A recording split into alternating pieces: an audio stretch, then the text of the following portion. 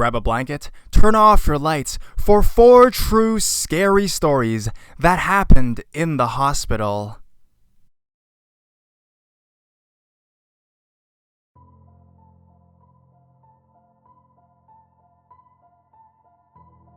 Creepy hospital patient. This one is nothing in comparison to what I've read here, but it still freaked me out, so here it goes. Around this time last year, I was at the hospital. I had cartilage from my knee grafted to my ankle, so I had a knee the size of a football, and my ankle was broken and bolted back together. The hospital was occupied to the last bed, so I shared a room with 2 elder men on the urology instead of the surgery ward. There was only one night nurse for up to 20 rooms, so she barely checked on us more than once a night. It was the 2nd to 7 nights. Usually, I'm a very light sleeper, but I was drugged up to no end with painkillers, so I slept like a rock. At around 3 a.m., I woke up to a light hitting my face. I thought it was the night nurse coming to check on us. I turned my head to look over, but there's no one in our room. I'm still half asleep, dizzy, and can't quite focus, but I see a shadow on the wall, coming from the room's door. I turn my head again, and there's someone standing in the door, slightly rocking back and forth. It takes me another minute to focus, but then there he is, an old man, skinny as fuck, in a Johnny shirt. He notices me, stares at me, does the old finger on the lips, shh, as he takes a step back and slowly closes the door. Part of me thought my mind was playing tricks, and thanks to the medication, I'm soon back to sleep. Fast forward the next morning, the nurse comes in and I ask if there was someone lost last night. She tells me that there was this old guy straight out of surgery that had a paradox reaction to a drug. He woke up thinking that he's in jail. He walked across the entire building with a bleeding wound from his kidney surgery, trying to escape prison. I'm a huge guy. I don't get scared easily, but I was so vulnerable at the time that this one really got to me.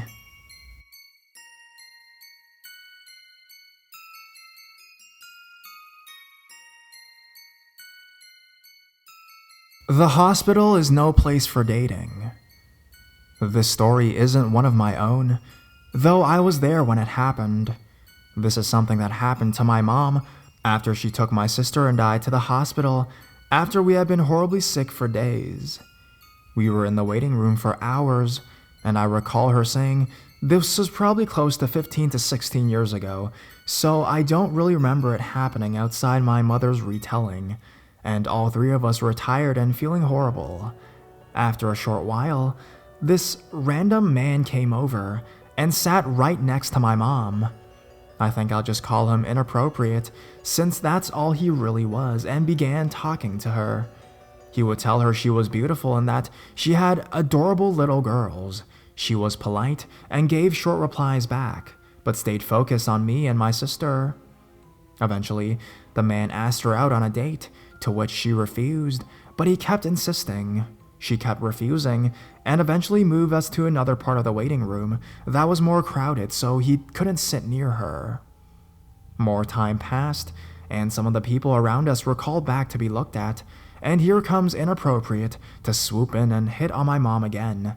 Now, this guy was in the lobby and waiting area of the hospital with the rest of us, but there didn't seem to be anything wrong with him, nor was he ever called back through the doors. Once again, he asked her to go out with him for pizza, I think, and she again told him no, getting rather forceful as he wouldn't drop the subject. It had been over an hour and she was not in the mood to deal with this guy. Still, he didn't leave her alone until we were finally called back. A few more hours passed as my sister and I were checked out, and then we were finally able to be released and go home. By now, it was well past midnight. We made our way back to the waiting room to leave, when who should be there waiting for us to come out was but inappropriate himself. He came right over for the millionth time that night and asked my mom for a date. This time she told him off and booked it into the parking lot with us girls, not looking back. Thankfully, we never had to see him again. I think at one point, he waited outside the restroom to talk to my mom and ask her out. What a creep.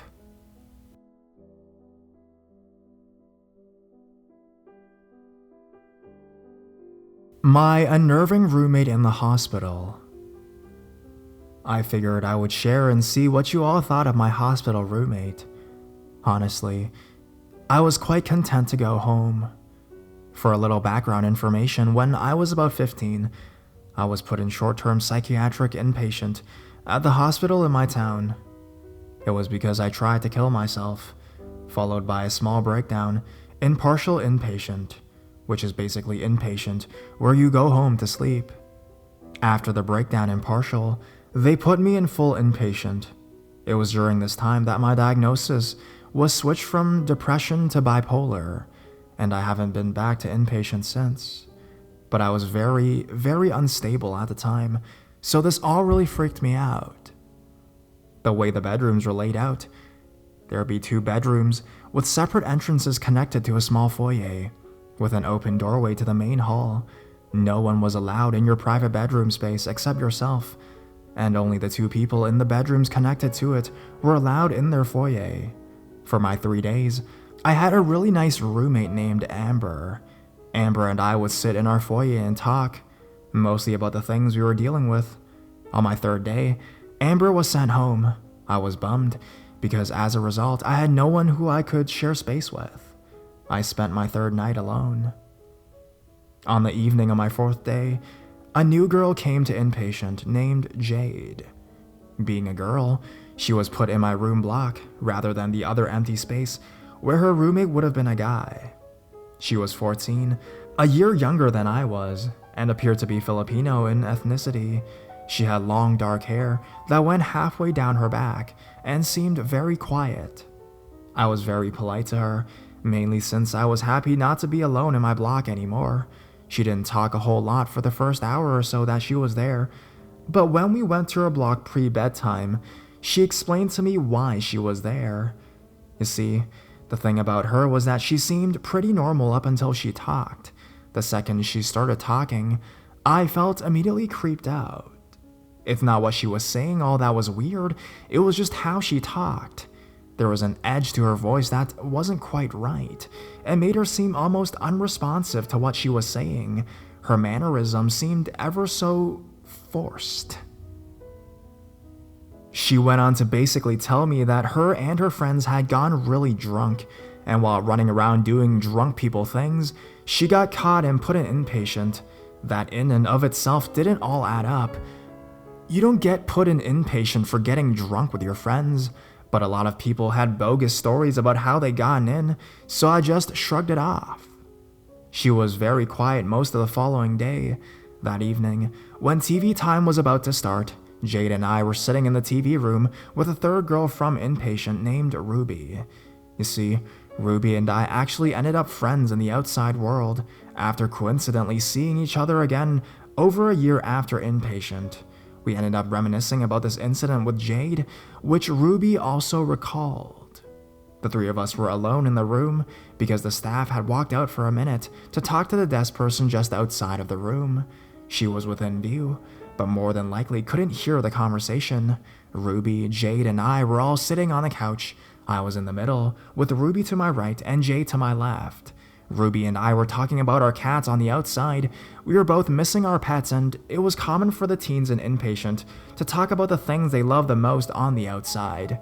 Jade wasn't in the conversation really, but suddenly piped up saying she hated cats.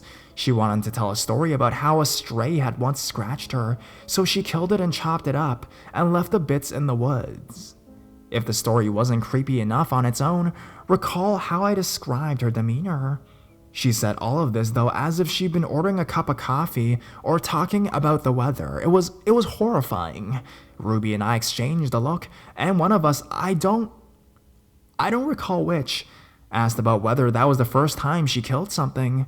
She responded that it wasn't, and that she'd kill small animals all the time, usually cats, because she hated them. Because that's absolutely a healthy and constructive way to deal with something you hate, right? Within the next minute, the staff person came back into the room. Ruby and I were still relatively floored by the incident. The staff was unaware of what was been said, and we didn't mention it. Fortunately, I left the hospital only 3 days later, and 2 of them were spent in a different room because of an ant problem was discovered in my original room. I haven't seen Jade since, but I can't help but wonder if she's still out there killing people or something. I like to pretend that she was just screwing with us in some sort of sick, demented way. At least she would just be a girl with a fucked up sense of humor, rather than a psycho cat killer.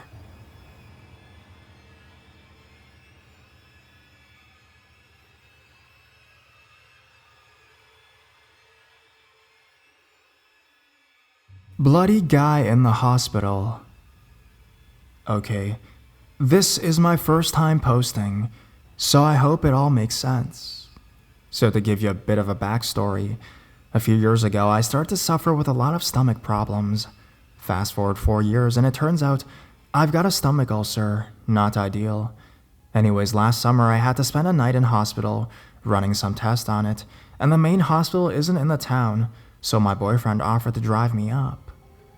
We got there quite late, probably about 9 p.m., and when I arrived, the nurse they mentioned my boyfriend couldn't stay. I didn't like the idea of staying alone, mainly because I hate hospitals, so he offered to stay until they kicked him out. We fell asleep and got woken up at around 6 a.m. by one of the nurses, explaining that they forgot to ask my partner to leave, and even though she didn't mind, the head nurse would be on her way shortly to do her morning rounds, and I shouldn't have a visitor in my room, so my boyfriend offered to go down to the car for a few hours to sleep more, and once they'd finished the test, they let me go. Anyways, this is where it got weird. About 5 minutes into him leaving, this random guy walks into my room and sits down, telling me the nurses asked him to come in here. I know it sounds stupid, but I guess I was in shock for a few minutes because I sort of believed him. Then I started probing him and his answers was the same. He was asked to sit in here. By now, my fight or flight kicked in, and well, sort of, and I ran into the bathroom with my phone. So I get to the bathroom and call my boyfriend, who is crazy protective of me, and tell him what's happened. He immediately makes his way back from the car. At this point, from the bathroom, I hear the guy shouting, "What's this young girl's name? What age is she?" I don't know who he was shouting to because no one answered him. Thankfully, I can hear my boyfriend coming back into the room and asking the guy who he was. This must have startled him because he ran down the hall. When I came out of the bathroom, I noticed my boyfriend had a horrified look on his face. So between not having full sight and in my panic, I'd missed that the man's hands, feet, and or his clothes had blood on them, because he left a trail of blood across the floor, across the wall, and onto the chair he sat on. At this point, I went down the hall to the nurse's station, still a little in shock about what just happened. Right away, someone came up to clean the mess, but again, they asked my boyfriend to leave, something he wasn't exactly happy about. The nurses were clearly trying to keep me calm as they tried to make light of it, but I knew something wasn't right, and at this stage, I realized the guy is actually keeping a close eye on my room, because no sooner had my boyfriend left, the man walked in, closed the door, and began walking towards me sitting on the bed. Thankfully, the nurse was present this time and demanded the man leave. I don't think they'd taken me too seriously until now, but finally they noticed that having a bloodied man continuously trying to break into my room was shaking me, and they told me it was safer to have my boyfriend with me, as he must have been the guy's biggest deterrent. Rightly so, because for the rest of the morning, the guy kept walking past my room, trying to peer through to see if my partner was still there. He eventually gave up or was sent somewhere else. I finished my test and was allowed home. The nurses tried to tell me the guy had a head injury, which was the reason he was in the hospital, but they were obviously worried enough for my safety to let my boyfriend stay in the room. Anyways, what worries me the most is that the guy was definitely watching my room because every time my boyfriend left, he came in right away. It doesn't bear thinking what would have happened if the nurses had kicked him out in the middle of the night.